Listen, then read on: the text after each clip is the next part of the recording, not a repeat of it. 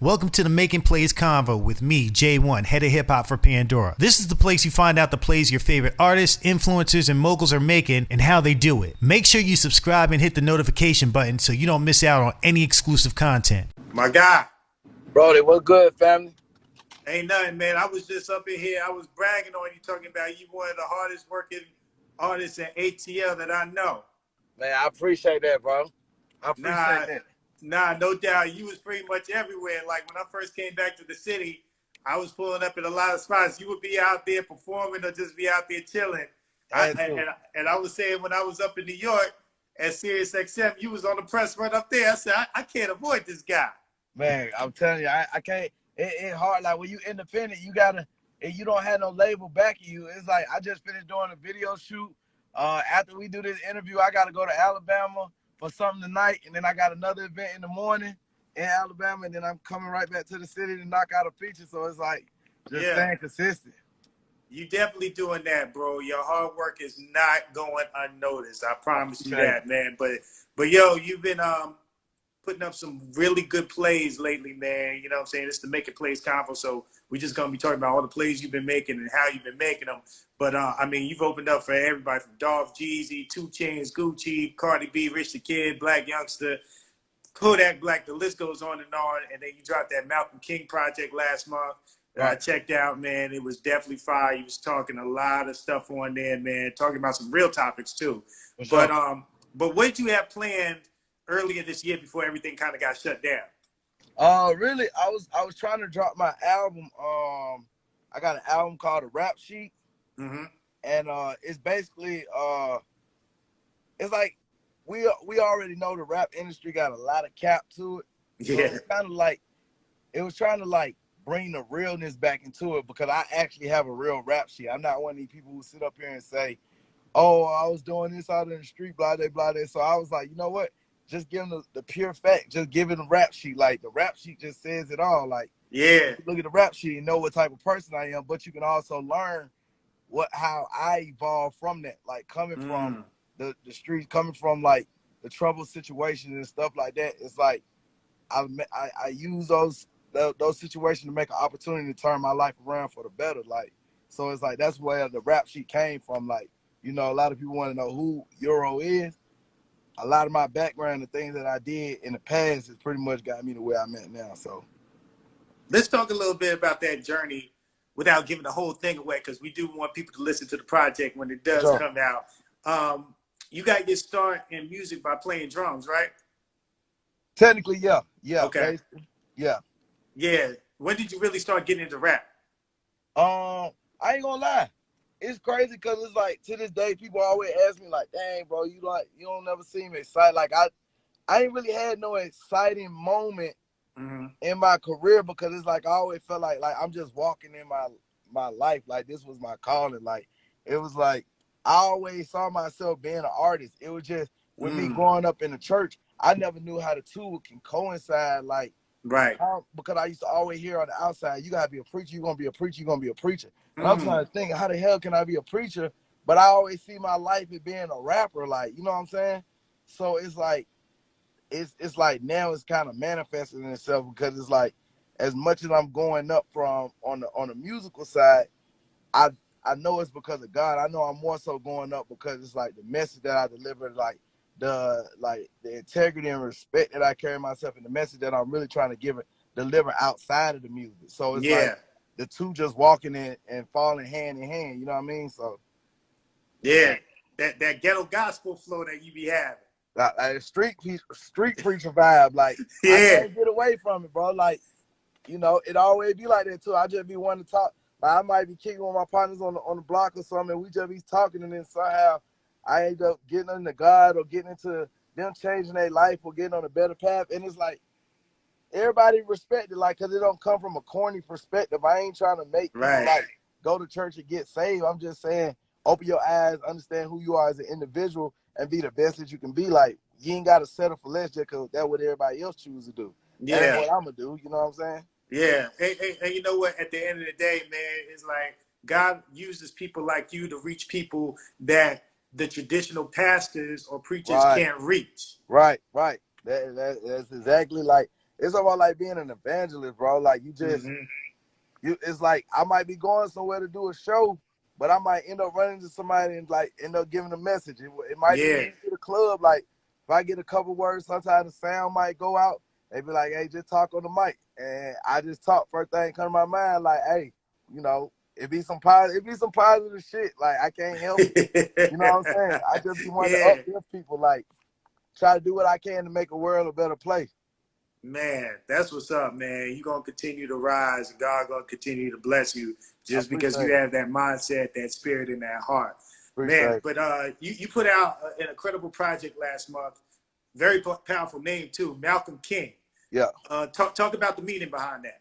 Okay, so the tape is called Malcolm King because it's like with the Black Lives Matter you know, situation going on and all the police brutality. Right. I feel like black people, we find ourselves like arguing a lot as far as the approach that we should take. A lot of people think that, my bad, a lot of people think protesting is the answer. Some people feel like we need to turn up. Like, I don't really want to voice my opinion on where I stand at it because it ain't really going to be one that's light. But, I mean, so I named the type Malcolm King. It's a total of 12 different songs on there, including a remix bonus track. But I Yeah. have 12 tracks on there. 6 of those tracks are more on the like peaceful vibe, more on the like the peaceful Martin Luther King approach. And Yeah. then we have 6 other which are my type of vibes, which is the Malcolm X we ain't taking shit type vibes. So we gonna turn up. Like, Yeah. so that's that. It's like, and so I decided to call the project Malcolm King because it's like I feel like although there's 2 different sides, this project collectively can allow you to see where each person stands. Like if you part of the if you support Martin Luther King and his ideas on life, you can still see where we coming from with the Malcolm X effects and vice versa. You know what I'm saying? So Yeah. it's like I wanted to just give both sides. It just get to a point where we tired. You know, so that's what it's definitely like. I ain't gonna lie, personally, it's the hardest tape out. And the reason why It's tough, man. Sorry about that. It ain't because of like, oh, I want the sales. It's just I'm tapped into what people like, what we deal with on a day-to-day basis. So it's like this is everyday life, everyday situation. Like, you know, No, that's uplifting, real. powerful. A lot of tears came behind it, honestly. So you made this project during during the time when we witnessed the murder of George Floyd and the movement really started to take shape. You made the project then. I know you had some of the songs that were previously out, but Right. the majority of it you made it during this time. No, actually, it was that other way around. Only Okay. 2 of those songs on that project were recorded since George Floyd's death. I had Okay. those songs actually already cataloged from either 2019 up till, excuse me, I think the most recent one was probably like January, February sometime. So Like you that was was the ready. last. You was ready for it because, like most of us been saying, this ain't nothing new to us. Right. You know, it's just being publicized now. Right, and I wasn't really being. I ain't gonna lie, I wasn't prepared for it. It was just more so like I just be in my head a lot, and like when I vocalize what I really be thinking as far as how I care about my people, the thoughts and things that we go through. It just so happened that I collectively had a project already put together that just fit this situation. So it was just kind of like, I ain't gonna lie, it was crazy because it was just like my manager came and was like, bro, all them songs you got, let's drop a project. Yeah. And like within 2 or 3 days, it was like we finalized it, got the cover art, everything, just made it happen. Man, well, no, the project was definitely powerful, bro. You hit on a lot of topics on there. The songs that I was really feeling that stuck out to me, How Many Times, Gangsta, and Slavery. Damn, that's crazy. What songs were you feeling off the project?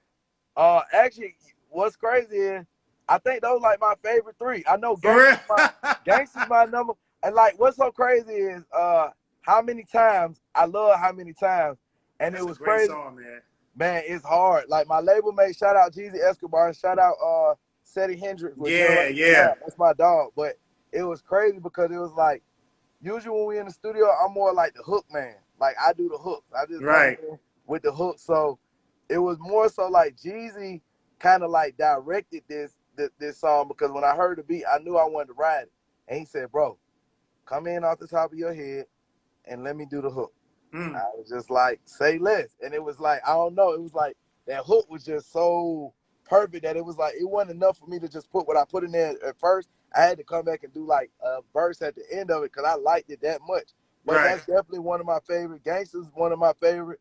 Gangsta's my favorite because I more so talk about what it actually is to be a gangster. Like I got one part in the song where I'm saying, quit that boss talk. You ain't even trying to end poverty. Real niggas out here buying property. Real gangsters only condone violence. Anytime you disrespect my family or my turf, that's when we do it properly. Dismiss it. Because I feel like a lot of people got to understand what it is to really be a gangster. Like, it's not about like having a gun. It ain't about catching charges. It ain't about doing none of this thug life or stupid stuff that we consider gangster. Like, gangster is really taking care of your family, being a man, like being like Nip. Actually, that's the realest form of a gangster to me. That's like real. Yeah. You know what I'm saying? You don't even have to be gang banging and doing all this other stuff to be gangster. So I feel like with that, it's just I gave the ideal of who I am and why I feel like I'm the closest thing to a gangster, because it's not about no gang-like approach. It ain't about like being hard or none of this. It's just, bro, be a man, stand on your own feet, take care of your family, do what you got to do rightfully, and that's what I consider as a gangster. Slavery was just, I ain't gonna lie, I shed tears behind slavery. It was quite a few songs on that. Slavery, Letter to God, and I want to say it was, I think, Fear. But those were like, I don't know, they were just heart touching. Like when I get done with songs, I usually go back and I listen to them. Yeah. And when I listen to them, it's just kind of like, that's when I like tap in with myself to see what was it I really was going through to make me like spit whatever it was I spit. So it's kind of like, yeah, like. I mean, I ain't gonna lie. When I listened to it, I was like, man, bro was on another level right here. Like you was somewhere else when you made that project, man. But you know, if you're in this live, if you haven't heard it, I encourage you, whatever streaming platform you got or you rock with. Of course, I'm gonna say Pandora, but make sure you listen to make sure you listen to that project. That Malcolm King is very powerful, and especially during these times that we're facing right now, man. How have you been adjusting? I mean, like we talked about, you grind hard, especially as an independent artist. But with this pandemic, we can't move around like how we were moving around. How have you adjusted personally, being able to like kind of maneuver? Because you be on the move, bro. I ain't gonna lie, ain't shit slowed down over here. Like, I don't know. I ain't one of the type of nigga. We ain't finna make no excuses. Hey man, they shut all the airplanes. They shut the airport down, nigga. I'm on the first flight out to LA some way, somehow. Like it's like again, it's still God, because it's like throughout all this stuff going on, like, I mean, I don't know. I'm not experiencing what everybody else experiencing, but it's real. It's just, it's about your hustle. It's about your ambition. It's about understanding, like, regardless of what's going on, it's still out here. It's just, do you got what it take to go get it? Like, and I'm gonna go get it. Some way, somehow, we gonna go get it. It's like, we got to stop the music and switch over to something else. That's what we gonna do. Like, I ain't stopping for nothing. I done tapped into the car business, the jewelry business, tapped into acting. Like, so it's like all this stuff going on, like, all at the same time. I'm just learning different things and learning how to generate revenue from different ways, different sources. You got to, man. You got to. If anything, if you learn anything during this time, is to have multiple streams of income. Got to. For real. When they try to shut one of them down, hey man, some way, somehow, I'm gonna eat every week. Like, I gotta expect the check to come. If it ain't gonna come from nobody, it gotta come from myself. No, that's real, bro. That's real. What does the rest of 2020 look like for you? Up,